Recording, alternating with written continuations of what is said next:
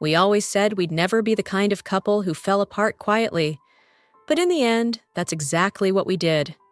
One ordinary moment at a time, until love became a habit. Habit became distance, and distance became the only thing left between us.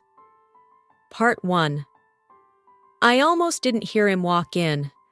The sound of his shoes on the hardwood floor was too soft, too careful. But when I turned around, there he was, standing in the doorway, his eyes not quite meeting mine. The tension between us was so thick, I could almost touch it. But we didn't say anything, not at first. It was supposed to be our night, our anniversary. And yet, as I stood there in the kitchen, arranging the plates, I could feel the weight of the silence pressing in from every side. The apartment was quiet, save for the hum of the refrigerator and the distant sounds of the city outside. It should have felt like home, like comfort. It had for so long. But tonight, it felt different, strange. Like the space between us had grown too wide to fill. I glanced at the clock. We were running late, as usual, but I couldn't bring myself to rush. I wasn't sure why. Maybe I wanted to savor the last few moments before the night went wrong. When I looked back at the table, it was set perfectly. Candles flickering softly, wine glasses filled, the meal prepared with care. I'd done everything right, as I always did. But as I moved around the room, I couldn't shake the feeling that something was off. I wanted to say something, to ask if he was okay, but the words felt trapped in my throat. Instead, I focused on the table, carefully adjusting the napkins. I forced myself to breathe. "Hey," I said after a long pause, my voice trying to sound casual. "Dinner's ready." Chris didn't answer right away. He just nodded, then walked past me without another word. His eyes lingered on the table, but not in a way that made me feel seen. More like he was checking off a box. Another thing to get through. I watched as he moved toward the wine bottle, uncorking it with an easy motion.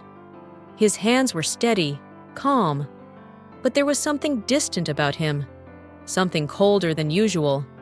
I couldn't put my finger on it, but it made my stomach churn. "Do you want some?" he asked, his voice distant, his eyes still on the bottle as he poured. I didn't answer right away. What could I say? He didn't seem to care whether I did or not.